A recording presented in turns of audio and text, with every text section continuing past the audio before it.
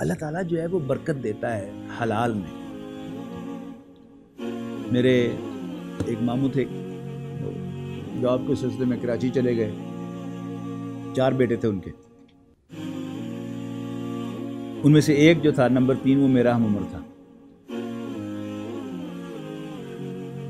تو ان کے 2 بڑے بیٹوں نے معمولی جاب کر کے، ظاہر ہے کہ وہ بھی ڈرافٹ مین تھے ریلوے میں، اور بچوں کو پڑھانا، 4 بچے ہوں ان کو کالج یونیورسٹی میں پڑھانا آسان کام تو نہیں ہے.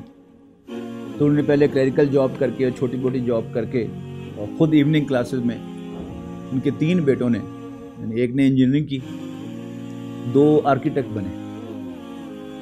جو میرا ہم عمر تھا اس کو یو بی ایل میں جاب مل گئی. اس وقت آپ اندازہ لگائیں کہ آج سے 40 سال پہلے اس کو یو بی ایل میں جاب مل گئی آفیسر کی.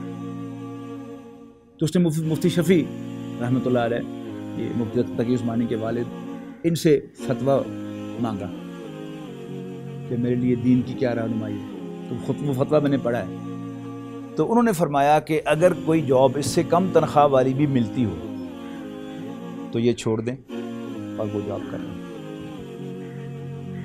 تو الحمدللہ ہمارے اس کزن نے وہ یو بی ایل کی جاب چھوڑ دی. یعنی یوں سمجھیے کہ اگر اس وقت وہ آفیسر تھا ینگ ایج میں، بالکل بی ایس سی کی تھی اور ساتھ ہی وہ آفیسر لگ گیا، تو وہ کم سے کم ایس وی پی سینئر وائس پریزیڈنٹ ہو کر ریٹائر ہوتا.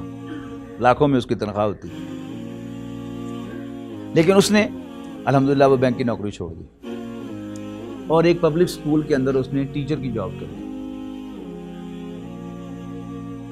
پبلک اسکول تھا، کھاتے پیچھے بچوں، گھرانوں کے بچے پڑھتے تھے. اس کو اتنا ٹیوشن ورک ملا کہ اپنے سب بھائیوں سے پہلے کار اس نے خریدی.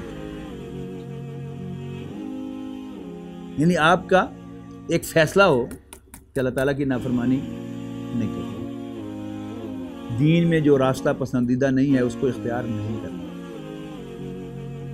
ظاہر ہے ایک ٹیچر کی جاب میں اور بینک آفیسر کی جاب پہ تنخواہ کا بڑا فرق ہوگا، لیکن اس نے یہ گوارا کیا، اللہ تعالیٰ نے اس کے لیے راستہ کھولا. اس کو بے تحاشا ٹیوشن ورک ملا، محنت سے اس نے پڑھایا، ٹیوشن ملے گا، اور وہ فائنینشلی اپنے بھائیوں سے پیچھے نہیں رہا. کہاں اسکول ٹیچر، کہاں آرکیٹیکٹ، کہاں الیکٹریکل انجینئر، لیکن اللہ نے برکت دی. لا إله إلا الله محمد رسول الله. لا إله إلا الله محمد رسول الله.